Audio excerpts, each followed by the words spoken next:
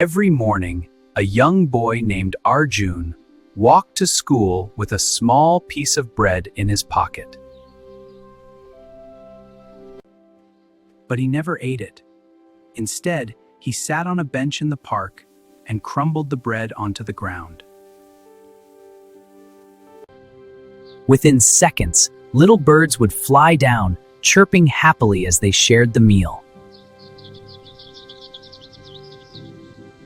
One day, on his way home during a heavy rain, Arjun slipped near a busy road and dropped his school bag.